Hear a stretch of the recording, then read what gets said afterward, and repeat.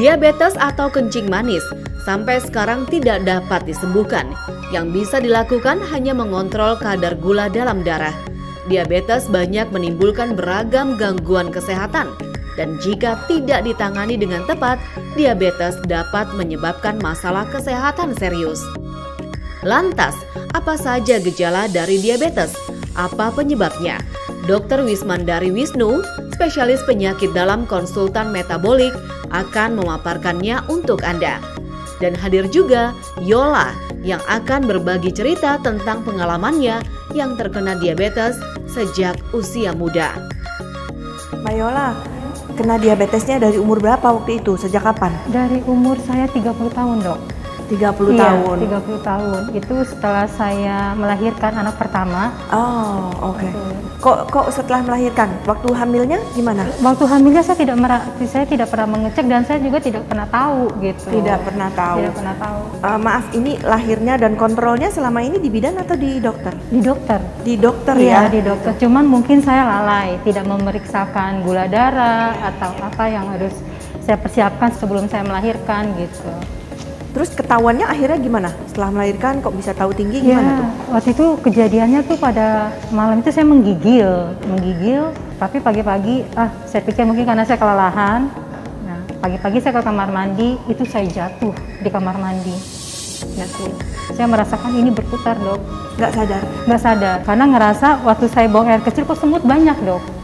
Oh, semut itu banyak di kamar mandi. Itu udah berapa lama tuh Ibu taunya ada semut itu banyak? Setelah saya melahirkan, Dok. Setelah melahirkan? Saya melahirkan bayi saya waktu itu baru 2 bulan, Dok. Baik, kalau gitu. Terus gimana sampai di laboratorium apa yang terjadi? Gulanya berapa waktu itu? Pas dicek itu, wah Ibu ini gulanya 500.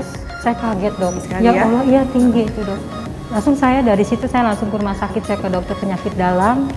Udah dibilangnya, aduh sayang sekali ya Bu, Ibu kena gula keturunan. Saya bingung kok dokter bisa tahu itu gula keturunan gitu. Jadi dokternya bilang gula keturunan ya. Jadi Ibu didiagnosis diabetes dan dikatakan penyebabnya adalah keturunan. Begitu ya gitu. Kasus yang terjadi pada Ibu Yola ini cukup sering terjadi di masyarakat. Jadi diagnosis diabetes terjadinya terlambat.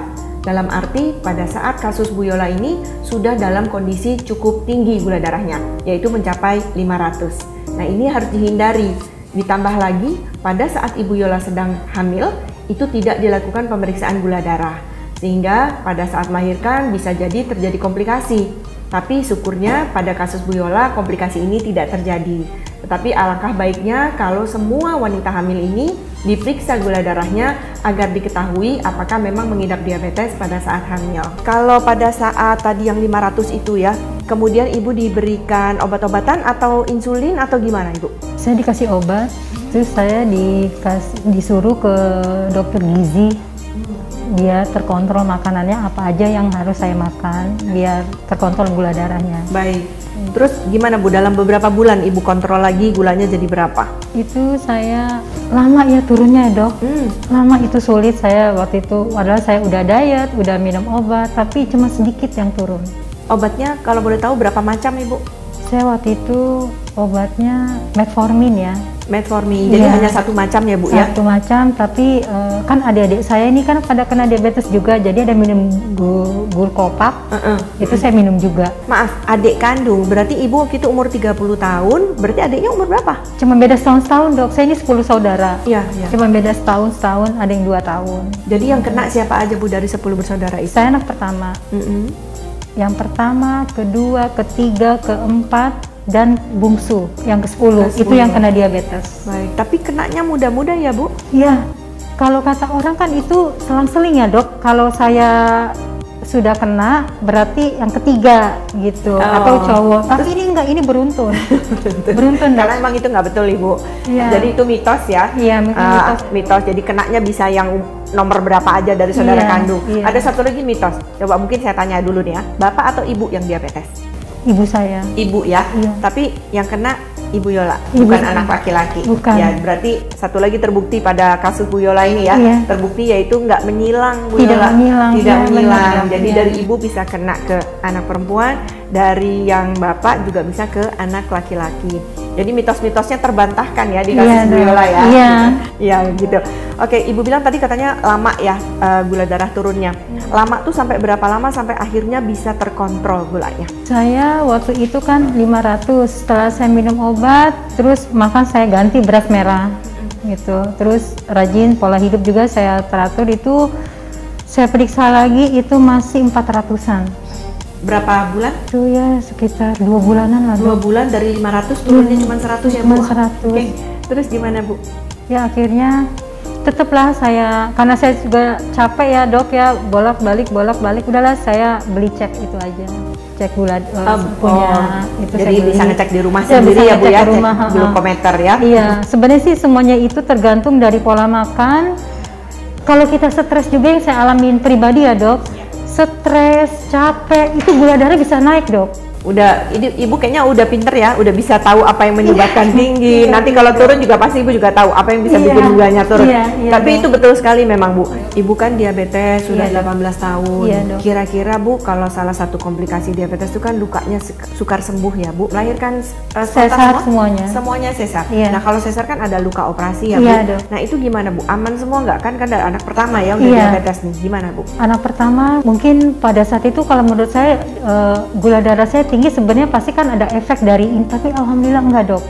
Anak kedua lulus juga, maksudnya nggak ada apa-apa. Pas anak ketiga mungkin bertambah umur ya dok, waktu saya melahirkan anak ketiga, luka ini saya kok perih yang rasa-rasa ya, padahal kan saya nggak mandi-mandi, saya lap badan aja.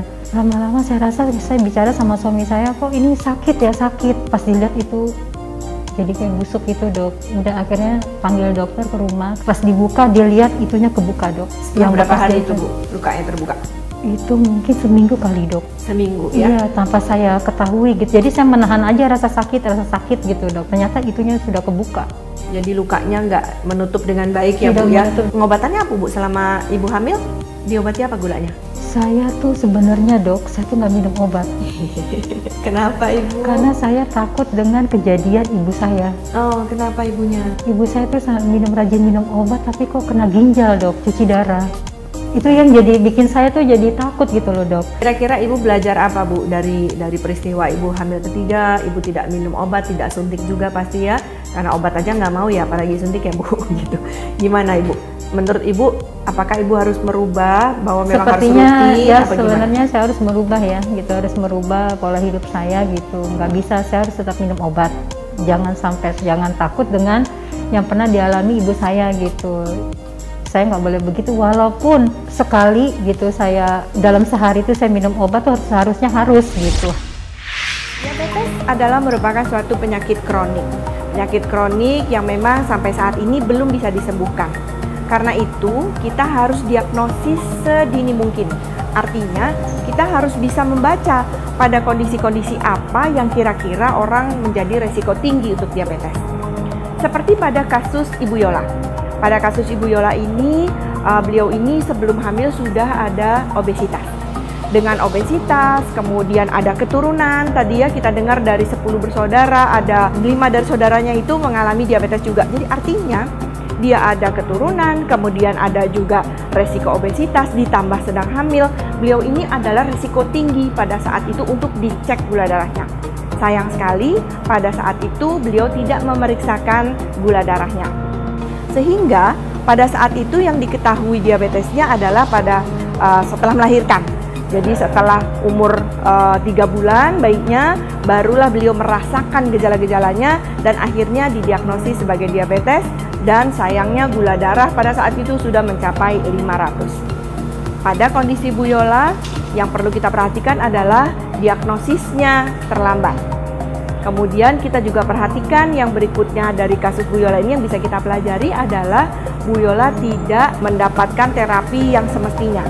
Dalam arti, setelah beberapa bulan, gula darahnya belum tertata laksana dengan baik. Kasus diabetes sebaiknya didiagnosis cepat, kemudian ditata laksana dengan cepat juga, sehingga kita berharap bisa mencegah terjadinya komplikasi-komplikasi diabetes yang jangka panjang. Saya Dr.